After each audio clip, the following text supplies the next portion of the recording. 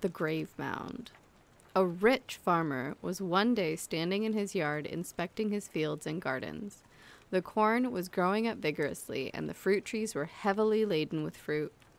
The grain of the year before still lay in such immense heaps on the floors that the rafters could hardly bear it. Then he went into the stable, where were well-fed oxen, fat cows, and horses, bright as looking-glass. At length he went back into his sitting room and cast a glance at the iron chest in which his money lay. Whilst he was thus standing surveying his riches, all at once there was a loud knock close by him. The knock was not at the door of his room, but at the door of his heart. It opened, and he heard a voice which said to him, "Hast thou done good to thy family with it? Hast thou considered the necessities of the poor? Hast thou shared thy bread with the hungry? Hast thou been contented with what thou hast? Or didst thou always desire to have more?"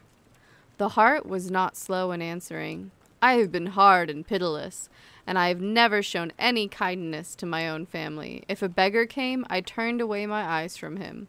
I have not troubled myself about God, but have thought only of increasing my wealth. If everything which the sky covers had been mine own, I should not have had enough." When he was aware of his answer, he was greatly alarmed. His knees began to tremble, and he was forced to sit. Then there was another knock, but the knock was at the door of his room. It was his neighbor, a poor man who had a number of children whom he could no longer satisfy with food. "I know," thought the poor man, "that my neighbor is rich, but he is as hard as he is rich. I don't believe he will help me, but my children are crying for bread, so I will venture it." He said to the rich man, "You do not readily give away anything that is yours, but I stand here like one who feels the water rising above his head. My children are starving. Lend me 4 measures of corn." The rich man looked at him long, and then the first sunbeam of mercy began to melt away a drop of the ice of greediness. "I will not lend thee 4 measures," he answered, "but I will make thee a present of 8, but thou must fulfill one condition." "What am I to do?" said the poor man. "When I am dead, thou shalt watch for 3 nights by my grave." The peasant was disturbed in his mind at this request, but in the need in which he would have consented to anything. He accepted, therefore, and carried the corn home with him. It seemed as if the rich man had foreseen what was about to happen, for when 3 days were gone by, he suddenly dropped down dead. No one knew exactly how it came to pass, but no one grieved for him. When he was buried, the poor man remembered his promise. He would willingly have been released from it, but he thought, "After all, he acted kindly by me. I have fed my hungry children with his corn, and even if that were not the case, where I have once given my promise, I must keep it." At nightfall, he went into the churchyard and seated himself on the grave mound. Everything was quiet. Only the moon appeared above the grave, but frequently an owl flew past and uttered her melancholy cry. When the sun rose, the poor man betook himself in safety to his home, and in the same manner the second night passed quietly by. On the evening of the 3rd day, he felt a strange uneasiness. It seemed to him that something was about to happen. When he went out, he saw, by the churchyard wall, a man whom he had never seen before. He was no longer young, had scars on his face, and his eyes looked sharply and eagerly around. He was entirely covered with an old cloak, and nothing was visible but his great riding boots. "What are you looking for here?" the peasant asked. "Are you not afraid of the lonely churchyard?" "I am looking for nothing," he answered, "and I am afraid of nothing. I am like the youngster who went forth to learn how to shiver, and had his labor for his pains, but got the king's daughter to wife and great wealth with her. Only I have remained poor. I am nothing but a paid-off soldier, and I mean to pass the night here, because I have no other shelter."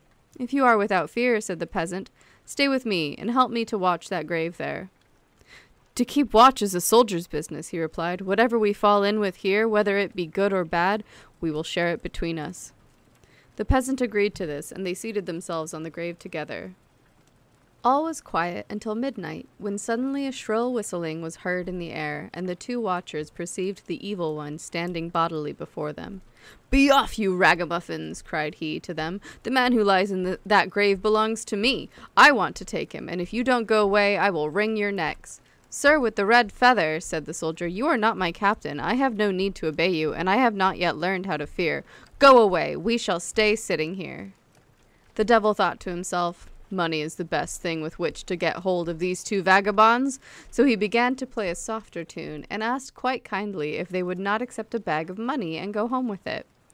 What is worth listening to, answered the soldier, but one bag of gold won't serve us. If you will give us as much as will go into one of my boots, we will quit the field for you and go away.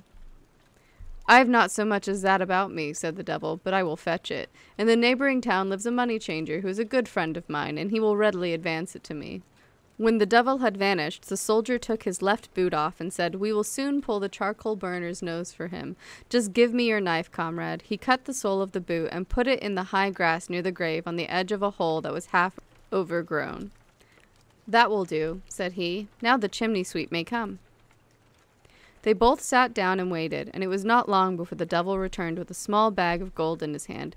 Just pour it in, said the soldier, raising up the boot a little. But that won't be enough.